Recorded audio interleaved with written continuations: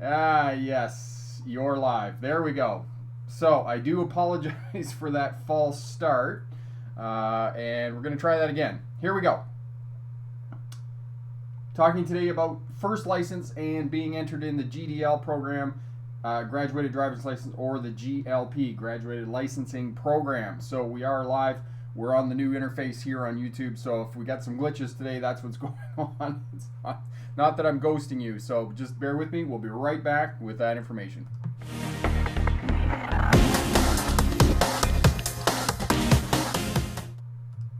Hi there, smart drivers. Welcome back. We have a few people here. Rich is here checking in from Maine. Tim is here from Winnipeg. Katie's here from Arkansas. And Carrie is here from Minnesota. And Presto Car Talk is here. So we're going to explain the GDL program because they did have a smart driver a couple of weeks ago from the state of Tennessee. Didn't actually realize that he was going to be involved in the GDL program. So we're going to talk about that today. I'm doing this a little bit backwards because last week's live stream talked about traffic violations when you're involved in the GDL program, and specifically when drink driving charges, moving violations, traffic tickets, action contrary to a sign, and whatnot, and those types of things. So that's what we're going to talk about today, and give you some tips and strategies about moving through the GDL program as quickly as possible and getting your license and staying safe, staying out of trouble, and earning your full license. Because once you earn your full license, your insurance is going to go down, and that is the key to all of this in terms of getting your license. Is insurance. Insurance is going to cost you a fortune as you're learning how to drive, unfortunately. So what we're going to do is we're going to talk to you about all of that. Jeffrey is here. I'm going to take my driver's test again, and I'm going to pass this time. I need my redemption back. Yes, Jeffrey, you are definitely going to pass. If you have any questions at all, drop us a note and help us out. And Presto is in Fort Worth, Texas. Lovely place. Jonathan, hello from New York. And Jonathan is really good at answering questions, and really appreciate Jonathan being here. We'll pass Jeffrey. Jonathan, yes, excellent. Okay, and everything seems to be working out. And as I mentioned previously, I'm on the new YouTube interface, and it's very dark. It's black. It's white on black as opposed to the others. And we're trying this out today and see what's going on. And also, if you have any questions as well, Super Chat is available. Always appreciate Super Chat. Always love my fans for Super Chat. So here we go. So we're just going to pop over. Corey is here, Bricks for Wheels. He is the moderator, and Corey does an excellent job of getting up videos for me that I recommend that you have a look at. Love Keisha is here from Atlanta, Georgia. Another great place. The Peach State. Love the Peach State. And it's giving me an error already. But anyway, we're going to get over to the PowerPoint presentation and move on with that. So transition, there's what I'm looking at in terms of my screen for the new interface on YouTube. So it's quite a bit different than what I'm used to. So we're going to get going here with the GDL program. Graduated licensing driving, driver's license, earning your license. And there's two phases to this. There's the learner's phase, the novice phase. So once you get your learners, which you're usually in from anywhere from 180 days to a year, depending on where you are in North America or the world. Most places in the world now have a GDL program, graduated driver's license. During the learners phase, you have to be with a licensed driver, and you have to, you have restrictions, passenger restrictions, no alcohol, no cell phones while you're driving. We'll talk more about that. And then after that period, once you pass a road test, an on-road road test, you will move into the novice phase for 2 years. You'll be in the novice phase for 2 years. So it's almost 3 years from the time you start getting your license, and then you are eligible as long as you don't have any violations, any tickets or whatnot. Then you will move into a full license, and your insurance will begin to go down, and it will make it easier for you. Okay, so for those of you new to Smart Drive Test, my name is Rick August. I do have a PhD in legal history, which is the study of policing, courts, and prisons, and my expertise is in policing as it relates to traffic. In the 1990s, I drove truck throughout the United States and Canada, moving freight, mostly office furniture, into downtown areas, Philadelphia, New York, Chicago, places like that. Became a licensed driving instructor in 1997. Still am a licensed driving instructor in the province of British Columbia, teaching all aspects of driving.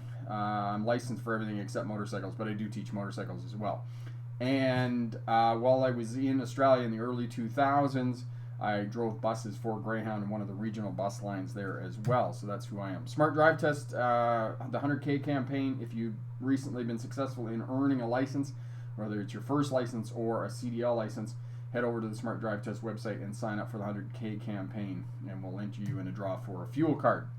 GLP program. So the GLP, DDL, one and the same thing, just different acronyms depending on where you are. GLP stands for Graduated Licensing Program. GDL stands for Graduated Driver's License. So, as I said, 16 years old, you're eligible to get your learner's license. Most people are going to get their learner's license and they're not going to do anything for the first 8 to 10 months. They're simply going to let the clock tick over. So what I suggest to you is on your 16th birthday, go in, write your test, get your learner's license, and let the clock start ticking over, even though you're probably not going to drive very much in those first months. Learner's license, you are allowed to drive a vehicle with a mentor, so with your parents, people who have a full license. You do have passenger restrictions. You can't have more than your mentor and one other person in the vehicle. 0 blood alcohol, no cell phones, no night driving between 1 and 5 a.m. And for those of you in the province of Ontario, you cannot drive on 400 highways without a licensed driving instructor. And look up in the driver's manual in your state or province exactly what the restrictions are for you for a learner's license. You have to hold a learner's license from 180 days to 1 year with no moving violations. And it's unlikely that you're going to have moving violations because you're going to be with a fully licensed driver. So this stage of the GDL is usually pretty safe, and most people move through the learner's license stage pretty easily, take the road test, and then move into the novice phase. To get a learner's license, you have to take a theory test. Most theory tests consist of 50 multiple choice questions with 4 potential answers. You must get 80% to pass the theory test, okay? And the theory test consists of signs, right of way, weather, attitude, situational questions, driver conditions. For example, what is going to happen to you when you're under the influence of alcohol or under the influence of drugs, when you're tired, when you're emotionally stressed out, those types of things. Those are all fair questions on the learner's test. And as well, they're going to ask you questions about defensive driving. They're going to ask you questions about IPD, interpret, predict, decide, execute, or the Smith Space Cushion System, the 5 components of the Smith Space Cushion System, and SIPD, IPD, See, Think, Do, which is the brilliant thing that they came up with here in British Columbia, are all variations of the Smith Space Cushion System, and I could talk a little bit about why we don't use the Smith Space Cushion System anymore, even though it's the most relevant theory of defensive driving and learning how to drive system that you can use. And you can actually go over to the Smart Drive Test website, and Corey will put up the video for you on the Smith Space Cushion System. There's a video off YouTube that's quite good. So once you make it through the learner's phase, you've done the theory test, you've waited the year, you've been practicing, you take a road test, and then you move into the novice phase. And the novice phase is usually 2 years. Again, look up the specific requirements for the learners and novice phase in your state or province. There are passenger restrictions. Usually it's immediate family, one other passenger in immediate family, siblings, mom, dad, grandparents, and whatnot. And cell phone use, you can't have any cell phones. 0 blood alcohol. The restrictions on night driving, you can't drive between 1 and 5 in the morning. And there are much, much harsher penalties for moving violations. Full drivers usually get 15 points. You only get half those points. And if you have a DUI, drinking under the influence, or you accumulate 5 points on your license, a couple of speeding tickets, for example, you will get called in by the Department of Transport, you will get called in by the ministry responsible for driving, and they will ask you why, in fact, you should keep your license. And believe me, if you get caught in a novice program with a speeding ticket, you get caught with a DUI, your insurance will go through the roof. I'm talking $1,500, $2,500 a month. But that's if you're lucky enough you can get insurance. So know that. Keep your nose clean, so to speak. Do not get moving violations in the first 3 years of your driving, okay? So, two road tests, one to exit the novice or the learner's phase, and then one to exit the novice phase and get your full license. All road tests consist of 4 components: speed management, space management, observation, and communication. and I will talk more about those in the question and answer period. And remember, when you're driving, you can be right or you can be dead right, because one of the things that unites us on this planet, regardless of race, creed, color, whatever political affiliation you have, is that all people, all drivers, will agree with the statement, I am a good driver. Very few people will not agree with that statement. All right? So, novice phase sucks.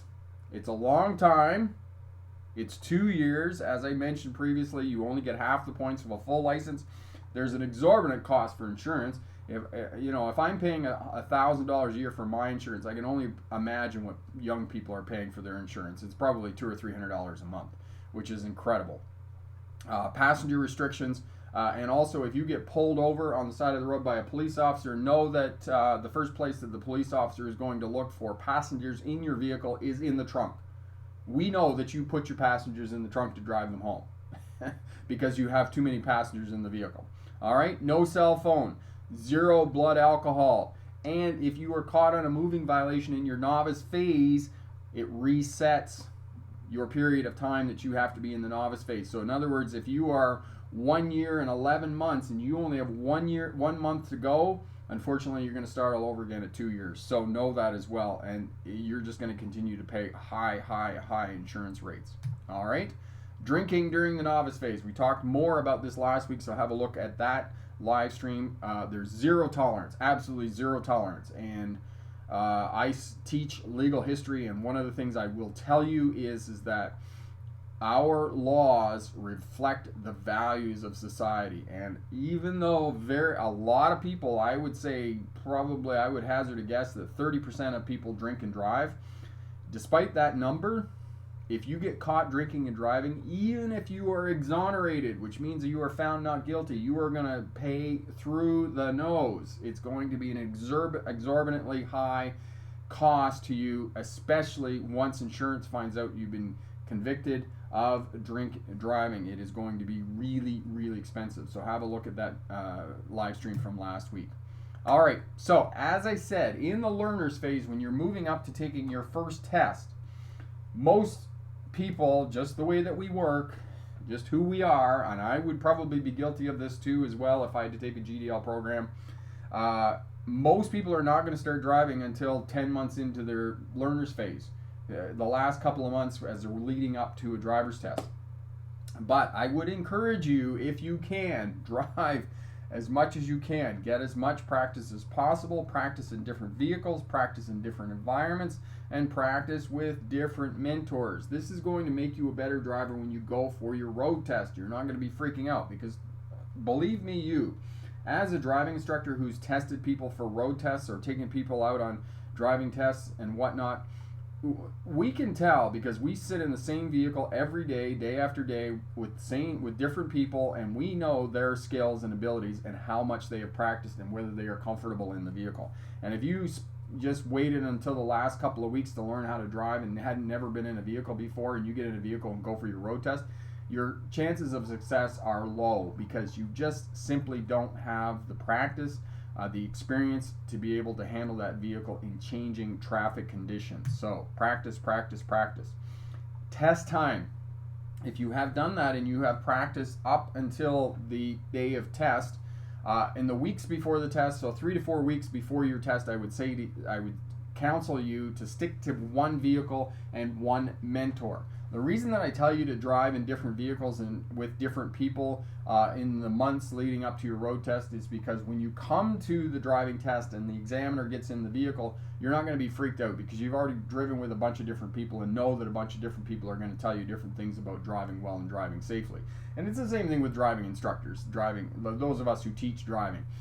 You show me 50 driving instructors, I'll show you 50 different ways to drive the vehicle. So it's not consistent, and there's many different ways to skin a cat and different kind of procedures and techniques and strategies you can put in place. I'm not saying that one is more safe or more right than another one, but for the most part, there's different ways of doing it and doing it well. Okay, so practice.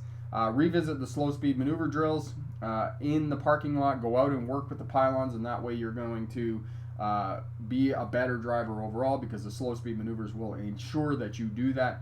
And make sure that in the last week that you're going and practicing in and around the test center. So go in after hours, go in on the weekend and practice at the test center doing your reverse stall parks, figuring out where the 3-point turns are, if they have a closed circuit area there as well. Go into the test center and do all of that.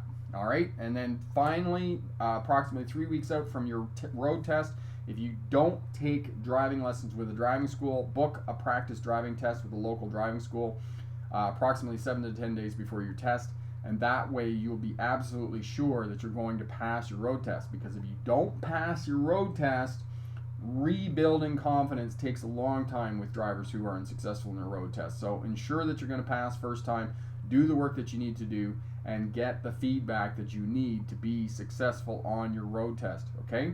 So a local driving instructor, if you book a practice driving test, is going to take you on the test route, and they're going to assess your ability and provide the nuance that I can't provide. I can give you general information about taking a road test and being successful, but I cannot give you specific information about specific intersections, which a local driving instructor will be able to tell you and give you the feedback. For example, on this left-hand turn, you have to do a little jog to the right or move to the left, or those types of things, or there's a hidden school zone here or whatnot. A local driving instructor will be able to show you and teach you all of that on a practice driving test in about 60 or 90 minutes. All right, so good luck in your road test, and remember, pick the best answer, not necessarily the right answer. So we'll head back over here and we'll answer questions and whatnot. All right, there we go. So we are it's still telling me something weird here, but anyway, we seem to be working all right. So Corey's put up the video on how to observe, scan, and see. Excellent. Smith Space Cushion. So Corey got that as well. Sheila, hi Rick, how are you? I can't open. I need a good teacher. I want you to push me how to pass. I have an instructor. Okay, so Sheila, just work on the stuff here on the channel. As well, you might consider taking the Pass Your Road Test first time over at the Smart Drive Test website. You can head over there and pick that up, and as well, that will guarantee that you pass first time. But you do need to practice. You do need a mentor. If you don't have a mentor, Pass Your Road Test first time isn't going to help you out. Okay, so know that. All right, so RJ passed in Burnaby a few weeks ago. Thanks, Rick. RJ, you're most welcome. That's awesome, passing in Burnaby. For those of you who may or may not know, Burnaby is a suburb of Vancouver, British Columbia here. So excellent. That's really great. Katie, should I take a break from studying the manual when having problems concentrating? Yes, you should. So Katie, essentially what I would say to you, if you're studying the manual, first of all, Katie, I'd probably tell you not to study the manual because it's boring.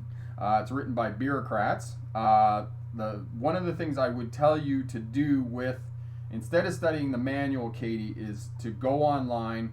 There's some at the Smart Drive Test website. Do practice driving test questions, okay? I don't know, Katie, just remind me, are you still studying for your learners? Or are you working towards your on-road road test, okay? So if you're working towards your learners, do practice driving test questions. When you're getting 80-90% consistently on the practice driving road tests, and there are plenty of practice test questions here on the internet. When you're getting 80-90% consistently, then go and write the test. But don't try and study the manual. It's just too difficult, okay? If you have gaps in your knowledge, like if you don't understand a question or whatnot, then go back to the driver's manual and look it up. But for the most part, don't look at, don't try and read the driver's manual. It won't help you out. Okay? Sheila, how can I buy the road test? So the course, you can buy that over at the Smart Drive Test website, Sheila, if you're interested, okay? Michael, practice. Passing without practicing is likely not possible, and that is exactly right. Thank you for that, Michael. Excellent. Okay, let's see what else we got here. Sister Sam, drinking and driving is a very serious crime in driving. That is an understatement, Sister Sam. And even if you do not injure yourself or injure someone else, then the cost associated with drinking and driving is incredible. Like I can't even tell you how expensive it is. And for those of you who have a full license and you are prosecuted for drink driving, you hire defense counsel. So for example, you hire a lawyer that specializes in defending people for drink driving. The cost for you to defend yourself in drink driving is going to be somewhere between $8,000 and $12,000. That's just to get yourself off. So if the lawyer is fortunate and gets you off on the conviction or the charge of drink driving, it's going to be $8,000 to $12,000. So think to yourself the next time that you had a couple of drinks and you think about getting in your vehicle, think about how many cabs can I take for $8,000. Just ask yourself that question, because not even the fact that it's a serious crime and that you are inebriated when you're driving, you can take a lot of cabs for that kind of money, and even if it's a couple $100 for a cab, that's still a lot cheaper than $8,000. So think of it that way. And the other thing, and I'll ask Corey to head over to the Smart Drive Test website and just type into the search engine there, contract for life. Contract for life. I'm going to spend a bit of time on this. One of the things that MAD did, for those of you who don't know what MAD is, Mothers Against Drink Driving, it was founded by a woman named Candy Lightner in 1989. Her daughter was killed by a drunk driver, and MAD has done a lot of work. They were probably at the forefront of the anti-drink driving campaign here in North America. And one of the tools that MAD has come up with that, in my mind, has not gotten as much publicity as it should have, was the contract for life. The contract for life is simply a contract between you and another responsible driver that no matter what happens, no matter what time it is, no matter where you are, that you can call that person. You sign this contract, you sit down, you have a discussion about the fact that you drink and drive, or you drink, you go out, you drink, you party, and you sit down, you have a conscious discussion about, with your parents, with your friends, with your family, whoever it might be that would come and get you, that it is a reciprocal agreement that between you and the other person or people, that no matter what time it is, no matter where you are, you will come and get that person, no questions asked. So if you're at a party and you've been drinking, you can get on the phone, you have a contract for life with your parents that says that they will come and get you because you know that you've been drinking and that you are not fit to drive an automobile. Contract for life. If you haven't heard of it, go over to the Smart Drive Test website, download it. Corey will put the link up for you. There it is right there. Thanks for that, Corey. And sign that contract. Have a conscious discussion with your parents, with your friends, with your family. Anybody that will be responsible will come and get you, that there's no questions asked, there's no reproach. So for example, you as parents or your parents, you sign this agreement and your son or daughter calls you up and says, listen, hey, I've had a few drinks, and they're underage. And they say, listen, I had a few drinks, can you come and get me? It's 3 o'clock in the morning and they're 40 miles away. Let me tell you, if it was my son or daughter and they said that to me, and I don't care if they're underage and they've been drinking, it's the fact that they are responsible enough, they are smart enough, and I've put enough tools in their head that they call me and I get up and I go and get them. I would just go and do that. And I think that this needs much more publicity within our society, that people sit down, sign this contract with a responsible driver, and that way we are going to reduce the number of drink driving charges and incidents that happen in our society. So contract for life. Get a copy of it. Talk to somebody who you can trust. Agree to it. Put it somewhere that's safe and that you can call somebody to come and get you when you're drink driving. All right? All right, so Katie's studying for her learner's license. Okay, so thanks for that reminder, Katie. Yes, Katie, do the practice driving test questions here on the internet over at the Smart Drive Test website. And those questions, once you're getting 80 to 90% consistently, then you'll be able to go and get your learners. Don't try and read the manual. It's too boring, okay? And the questions will be more specific in terms of the information that you need to learn in terms of passing your learner's test, okay? All right, Seeker, hi, I live in New York. What's the most important thing to learn how to drive? I suck at turning. So, excellent. Seeker, that's a great question. So what you should be doing, Seeker, Corey will put up the link for you on the playlist on about how to learn to drive. look at the video on first lesson for primary controls. Look at the lesson on hit the cones, because doing those slow speed maneuvers, working in a parking lot, working in a confined closed circuit area is going to help you overall with your driving. It's going to help you learn the primary controls. It's going to teach you where your vehicle is in space and place, and it's going to teach you how to manipulate the steering wheel in combination with the other primary controls, the brake and the throttle.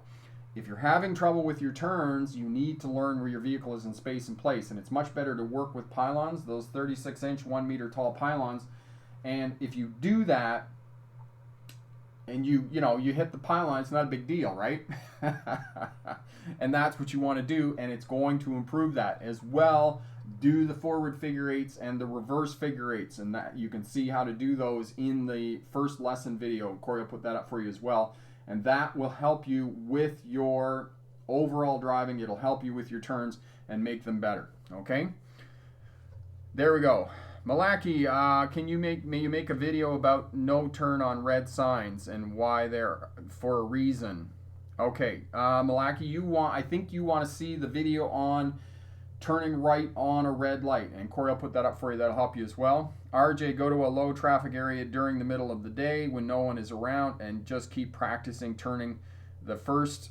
Make sure your steering technique is good, because if you can't steer, you're not going to pass your road test. So there you go. So some great tips there, Seeker, on learning how to turn and improve that. Miss Animator, I want to thank you for all your lessons. I passed on both exams and got my driver's license. That is awesome, Miss Animator. And where in the world did you get your license? Just let us know down in the comments here. That's great. Katie, I hear you talk about the throttle. What is the throttle? Is that the gas pedal? Yes. Okay, Katie, excellent question. Yes, throttle, gas pedal, accelerator. It's one of those three things. They're all the same thing, okay? So the gas pedal, throttle, accelerator. The reason I say throttle is because it works with both petrol engines, gas engines, and diesel engines. And because I teach truck drivers who are driving diesel engines, I use throttle. And it also works with small engines as well. It's an all-encompassing term. Unfortunately, I know, as you just asked me, Katie, that a lot of students, young people, don't understand what throttle means. That's what throttle means. It means gas pedal accelerator, and it works for all engines, and that's why I use throttle, because it's an applicable term. Miss Animator, you passed in Virginia. That is awesome. Love Virginia, the mountain state. Anybody who's been to Virginia know that you're either going uphill or you're going downhill in the state of Virginia, which a lot of people wouldn't think. They'd think that more on the west coast here, but yes, that happens in Virginia as well. Julia, how do you apply parking brake on my truck? Isn't there a special way to do it? Julio, what kind of truck do you have? Do you have a truck with air brakes, or do you have just a regular passenger truck, like a Dodge, Ford, or a Chevy, 350, 3500? All right. Let's see. Presto, I've been driving on my permit for a little over 2 months. I went on the highway for the first time at night, and I felt it was hard to merge because it was dark and I couldn't see all that well. Yes, Presto, it is difficult to be driving at night and changing lanes on the highway because it's new, right? And as one smart driver succinctly said a couple of years ago, driving at night is like driving on another planet. So know that. It's completely different, Presto, completely different. So if you're having challenges with driving at night on the highway, that's not unusual, all right? And what I want to say about that is the other thing to keep in mind, Presto, is that when you're driving at night, we as human beings lose half of our ability to see at night because there's no light available, right? We're relying on our headlights, we're relying on overhead street lights and those types of things, and this is why we have so much ambient lights from street lights in cities and those types of things, is to assist drivers to be able to see at night. So it's difficult driving at night on the highway because you have to be looking for other lights. You have to be looking for taillights, headlights, clearance lights, the lights that are on the side of the vehicles, where clearance lights is an orange light at the front of the vehicle and red lights near the back of the vehicle, and you'll see these more on large commercial vehicles, buses and trucks and whatnot. Those are called clearance lights, right?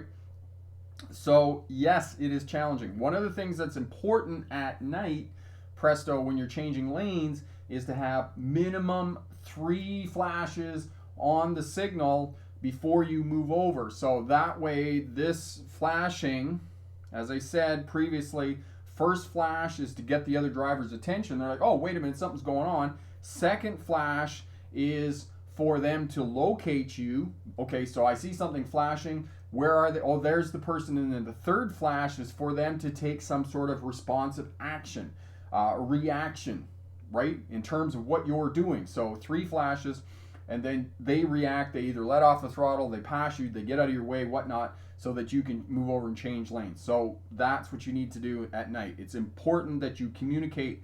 Don't do the swastika lane change. That's what I call this. You know, see the people that they just move over there down the freeway. They go and then swastika lane changes, I call them, or they just, you know, putting their signal on after they're halfway through the lane change. You know, is they think it's some sort of courtesy or whatnot. So that make sure you communicate well at night. That is incredibly important to keep yourself safe. All right, Manira, hello Rick. Please make more videos on G license. Please, please, please. The pros and cons, all that matters. Manira, everything that's on here, pass your license, first time playlist, learn to drive, all of that information is applicable for the G license, all right? And if you have any specific questions about the G license, we'll definitely help you out. If there's something that you're having challenges with right now, we can certainly get you the right video and whatnot. And Corey will put the video up for you, or not the video, but the set of videos on Learn to Drive, starting with your G1, your theory test, what we're talking about today with the GLP. It's the graduated licensing program there in Ontario. And with speed control, getting used to the primary controls, learning where your vehicle is in space and place, all of that will help you out to earn your G license and whatnot. Okay? And where did Marcella, tomorrow is my exam to get my G2. Awesome. That is great. Tremendous.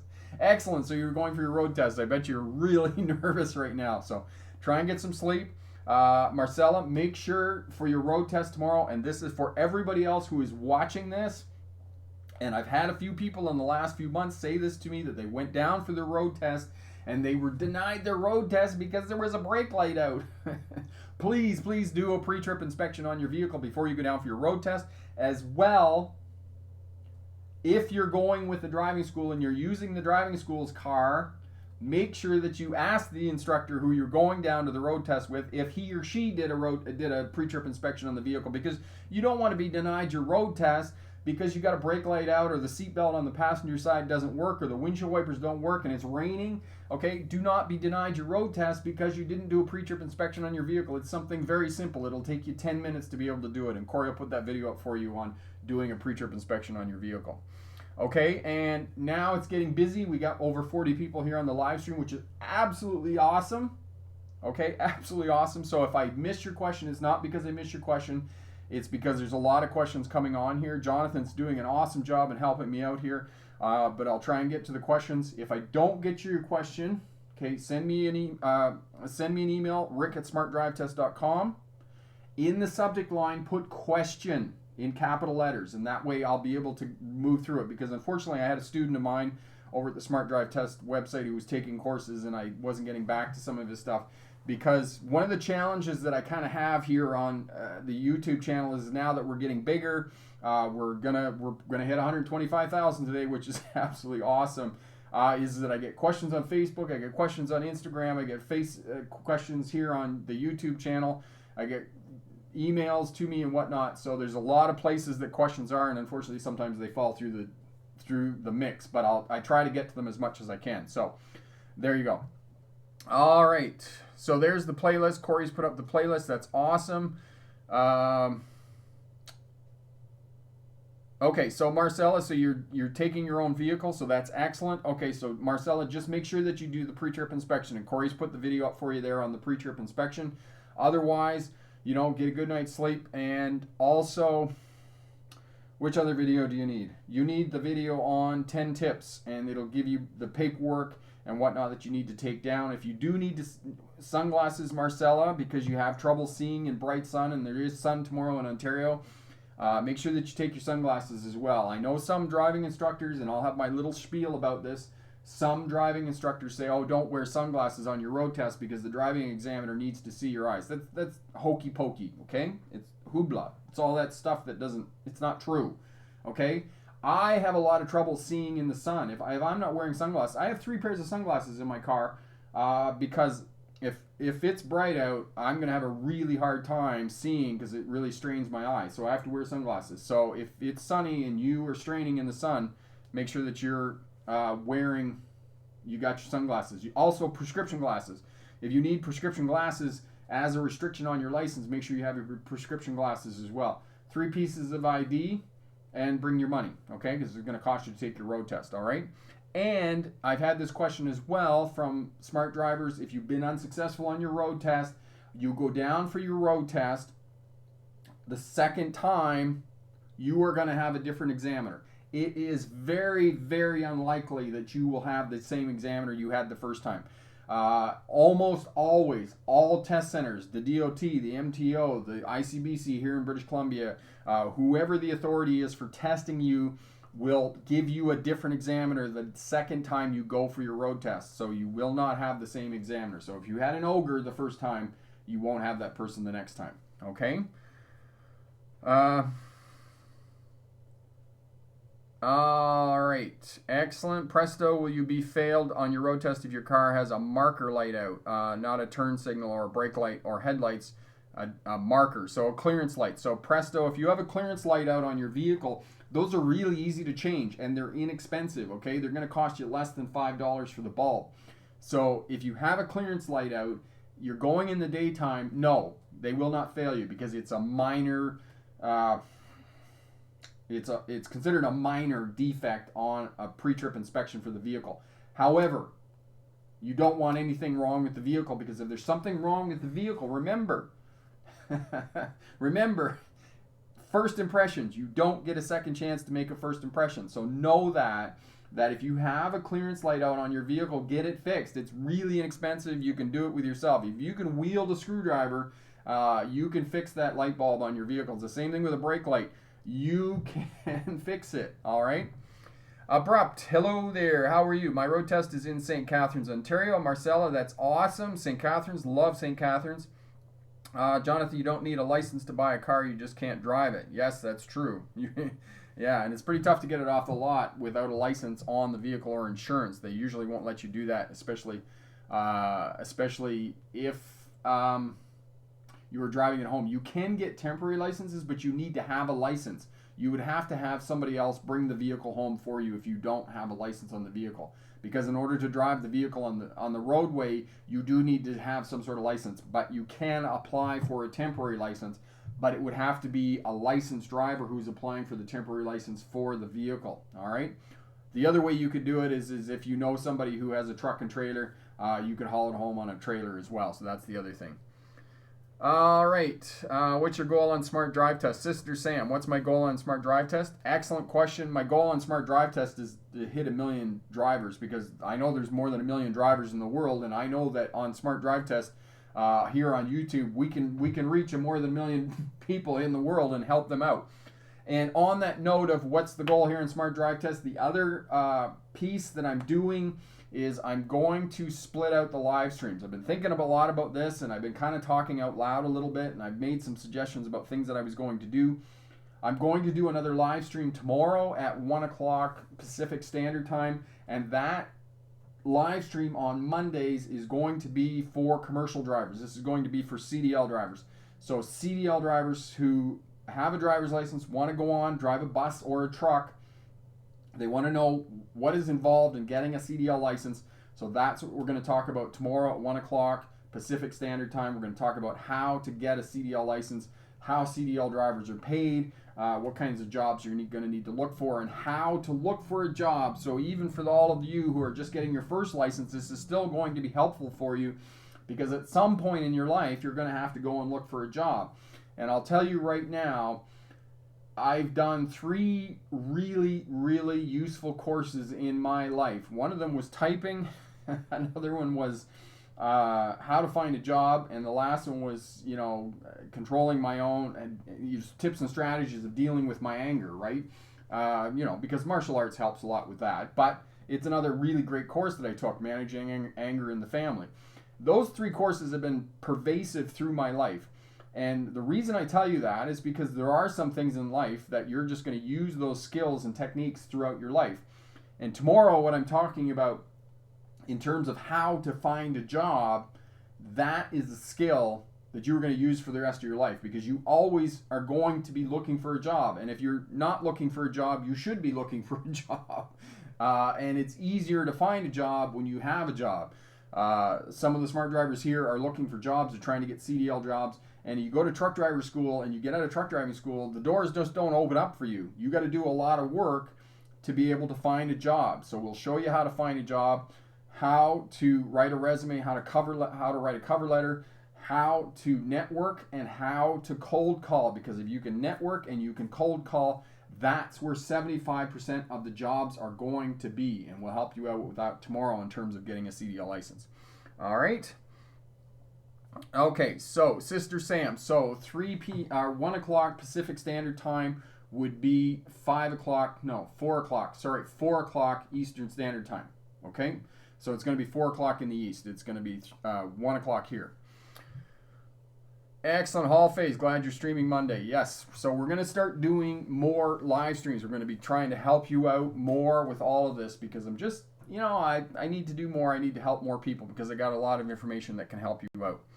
And the other thing about CDL licenses is that in the province of Ontario, unfortunately, because of a crash that happened in Canada here, we now have mandatory entry-level training in Canada and a couple of the provinces. Ontario, they have it, so it's approximately 120 hours of mandatory training for truck drivers and bus drivers to enter the profession, and they're really seriously consider bringing it here in British Columbia as well.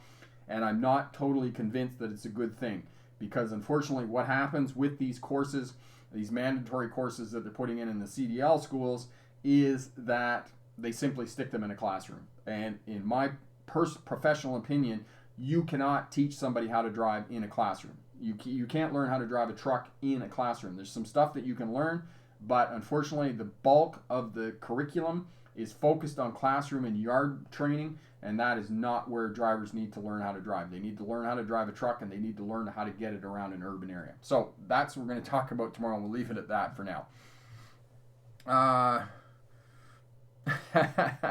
Excellent. So I'll be at work on driving the kids home when you stream on Monday. So Jonathan, what I'm going to try and do, Jonathan, is I'll try and have these at different times during the week, and then I'll figure out the time that works the best for streaming on Mondays.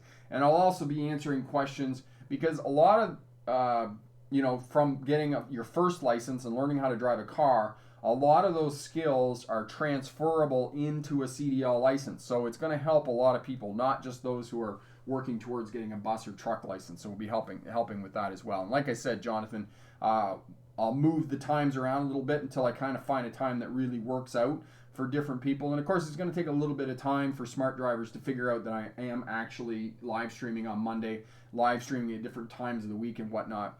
And one of the other things that I'm contemplating right now in my head is I talked about previously about starting on Instagram and doing some stuff on Instagram and those types of things. I'm going to try that a little bit, but basically one of the people that I follow last week said, you need to really focus on one platform.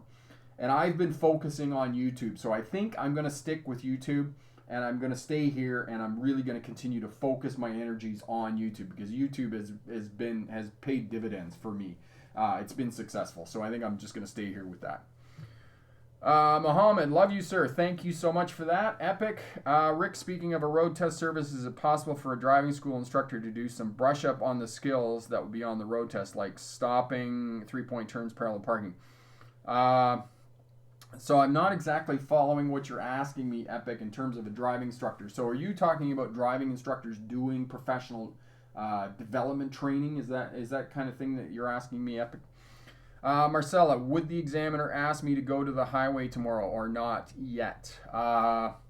Yes, Marcella, that is fair game for you there in St. Catharines. Depending on how far the test center is from the QEW, you may be asked to go out on the freeway. That is a possibility.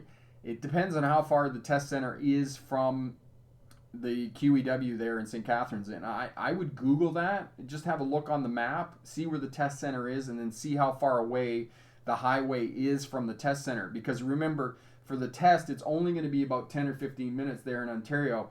So how far can you drive out 10 or 15 minutes? Can you go out on the highway, go for a drive, and then come back and make it back to the test center within a half an hour? Because that's how that's going to work for you there in St. Catharines. But it is fair game for any of you who are taking a test in and around a highway or an interstate or a freeway, that they can ask you to do that, and you would need to be able to demonstrate that.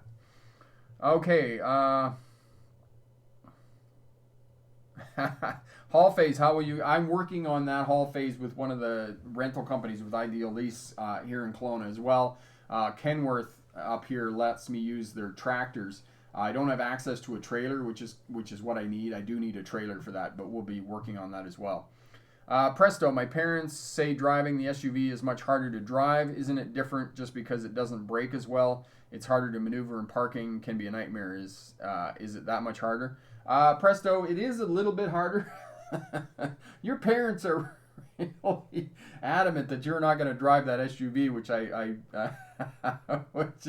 which is interesting. I'm sorry, I don't mean to laugh, but your parents really are adamant that you're not going to drive that SUV. But anyway, there are a few things. You do want to manage space, allow a bit more space. You do want to brake earlier. You want to go around corners slower because the center of gravity is higher in an SUV.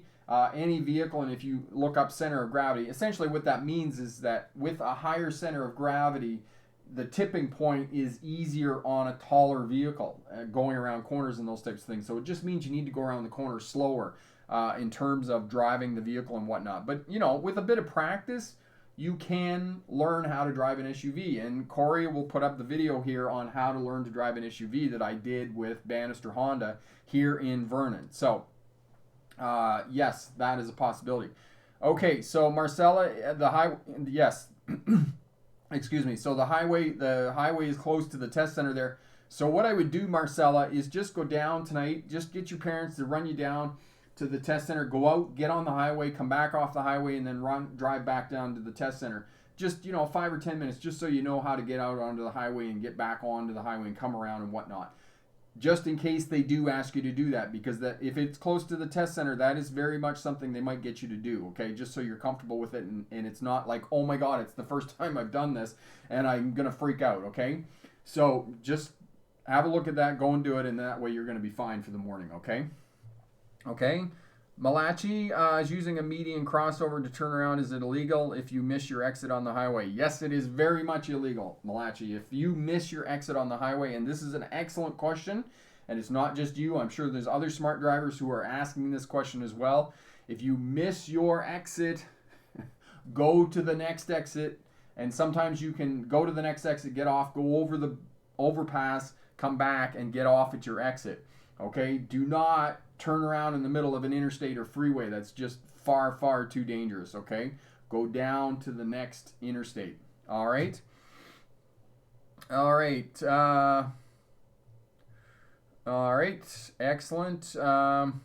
Okay, so everybody's here. Presto, the SUV we have is an 8-year-old Escalade ESV. So it's a body-on-frame truck chassis. There you go. So it's an Escalade. There you go. Presto. That's probably why they won't let you drive it. It's not because it's an SUV, it's because it's an Escalade. It's a Cadillac. I'm only laughing because my mom's generation, my parents, not so much your parents' generation, I'm sure, but my parents' generation, if you had a Cadillac, that was it in a bit, right? It's it's not so much that anymore, but it's a Cadillac Escalade. That's probably the reason that they won't let you drive the SUV. The rest of what they're telling you is probably bunk. It's probably the fact that it's just an Escalade. It doesn't matter how old it is. It's just the matter that it's an Escalade. That's why they won't let you drive it. All right, Priceless. How are you, my friend? Sarah, Rick, my first impression always work, and even the examiner already had a bad day. Just relax and smile. Had my license for almost a month. Awesome. That is great, Sarah. I'm really glad. And yes, as Sarah said, first impression. First impression, it's important, okay? If you're going for a road test, shave, comb your hair, okay? Put on some nice clothes, put on some clean clothes, put on some deodorant, you know, brush your teeth, you know, clean the car out, give it a vacuum, give it a wash. You gotta have a first impression, because if you show up and the car's covered in mud and your hair's all raggedy, you haven't washed it for a couple of days and you haven't put it back, all of that is going to influence the examiner's decision about whether you're going to pass your road test or not. And it's important. It's important. This is not like a test in high school or a test at college. This is real life, that people form opinions about you before they even met you, before they even get to know you. So know that your appearance, the appearance of the vehicle, is going to impact whether the examiner passes or fails you. Of course, yes, your driving ability is going to play a significant role in that, but before the examiner even gets in the vehicle, know that the examiner is going to do a mini pre-trip inspection. They're going to check the lights. If it's raining, they're going to check the windshield wipers. They're going to check and make sure that this seatbelt works on their side of the vehicle and whatnot. So do all of that before you show up for the road test center. Okay. All right. Linabon, been learner since May 2014. I still need to practice backing up on a parking lot and parallel parking. You got to do it. Just go and do your license. Get your license, my friend. Okay? Practice. Be specific about practicing and set a date to go and do your road test. That's what you need to do. Okay? Sarah, yes, first impressions. We already talked about that. Hall phase. Here we go. Hall phase. Where'd you go? Did you hear about they require truck drivers to take more classroom time for CDLs? Yes, I did, Hall phase. They have, as I was saying, in the province of Ontario, they have MELT, mandatory entry-level training for truck drivers and bus drivers. And I don't agree with it. I simply don't agree with it, because I've seen the curriculum and there's a great deal of focus on classroom time. There's a great deal of focus on yard work, which means that they're doing pre-trip inspection, which is like, oh my God, just poke my eyes out, because it's about that interesting. All right, you cannot learn how to drive a truck in a classroom. You can't learn how to drive a bus in a classroom. You cannot learn how to drive a truck and bus better by doing pre-trip inspection and hooking and unhooking that stupid truck until the cows come home. You can't. All right. And if I'm a little bit passionate about it, yes, I am. The only way that you can learn how to drive a truck, the only way that you can learn how to drive a bus, is by getting in that vehicle and driving it up and down the roadway on different road conditions. And you cannot do that in a classroom. You can't do that sitting in the yard. Unfortunately, the only people who are going to benefit from mandatory entry-level training for CDL drivers are driving schools, because now, instead of the student coming in saying, oh, well, I only want 30 hours of training, now they have to take 120 hours of training, and it's very lucrative for truck driving schools, who are not offering any more value for the amount of money that is being paid to them. And it upsets me greatly. I take great umbrage with it, okay? We'll leave it at that. Okay, so presto, they said I can't drive the Escalade for purposes of safety, and they don't want me to crash and kill myself. Yeah, that's always a good thing, that parents, they don't want you to kill yourself. And, we here at Smart Drive Test don't want you to kill yourself. We don't want you to be in a crash, presto. So we like to have all of that information as well. So yes, just keep doing what you're doing. Just keep practicing. All of that's going to help you out. Okay?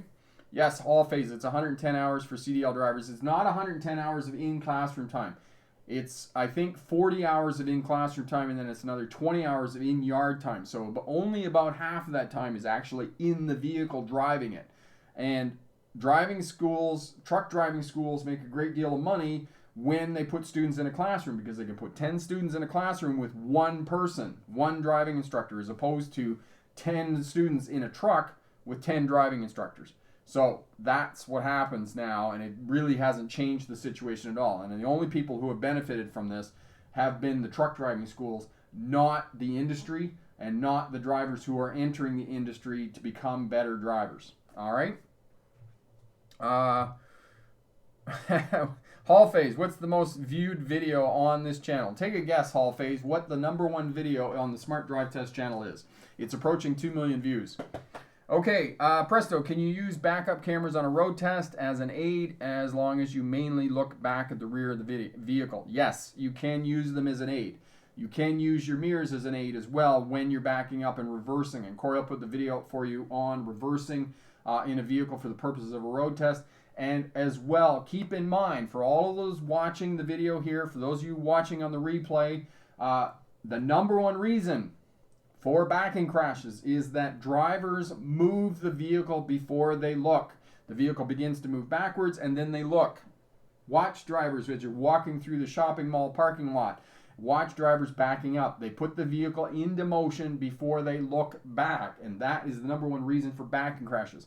So yes, you can use wing mirrors as an aid. You just glance in your wing mirrors. You can glance in the reverse backup camera, but you cannot use the backup camera solely as a means of backing up. You have to put your hand over the back of the passenger seat, and you have to look out the back window for the purposes of backing up. Okay.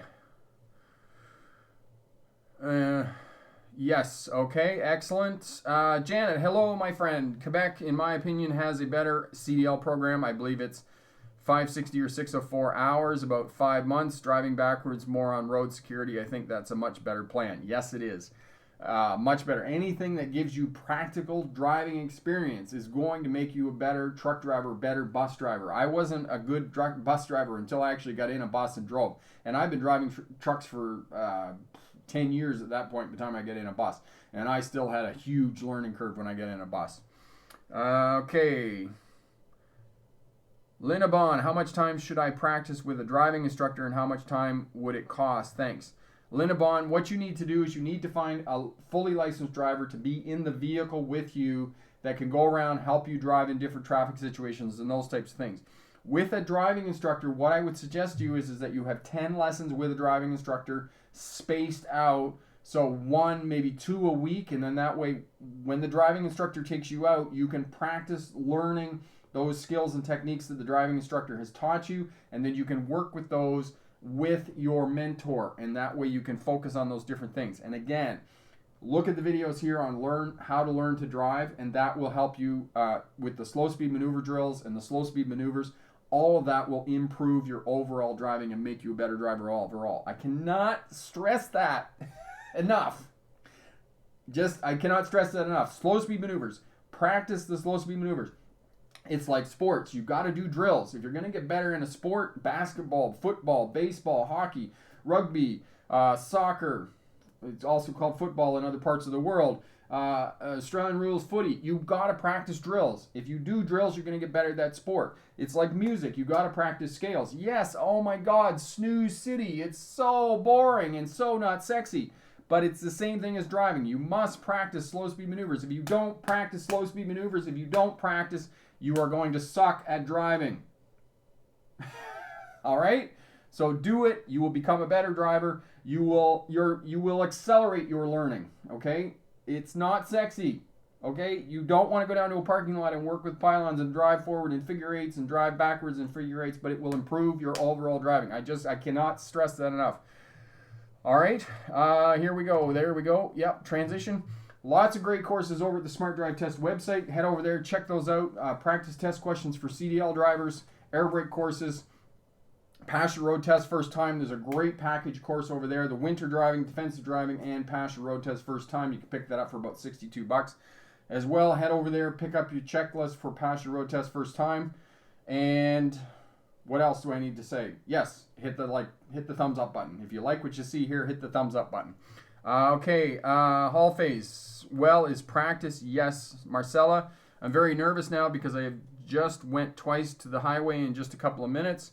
The last time was this morning. Oh my. Marcella, breathe.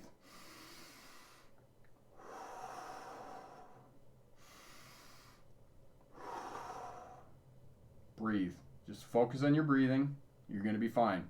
You're going to do great, okay? So come back tomorrow and tell us that you did in fact pass, because just focus on your breathing.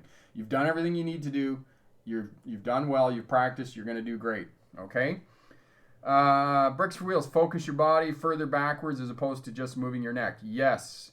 Tommy, how long did it take to switch your license from a Canadian license to an Australian license? Tommy, it took me a it wasn't really that when I got there it took a long time, because I had to go down. I had to do a written for my car license in the state of Victoria, and I had to go and do a road test with a driving school, because in Australia the driving schools do the road tests, not Vic roads. So that's what happened there in Australia, and I was just basically going out and doing a road test, and it took me a couple hours to go and get my license back, my articulated license, because I have a truck driver's license. And as soon as the instructor got in the vehicle with me and I started driving, he's like, "Oh, well, you can shift the vehicle." Of course I could. So, I got my license back. So it wasn't a great deal of work, but at one and the same time, I did a lot of work studying before I ended up in Australia. So I studied the Vic Roads handbook, the truck driver's handbook, the air brakes, and all of that sort of thing. So I did a lot of work before I actually arrived in Australia to get my license back. Okay. Carrie, you are most welcome. Thank you so much.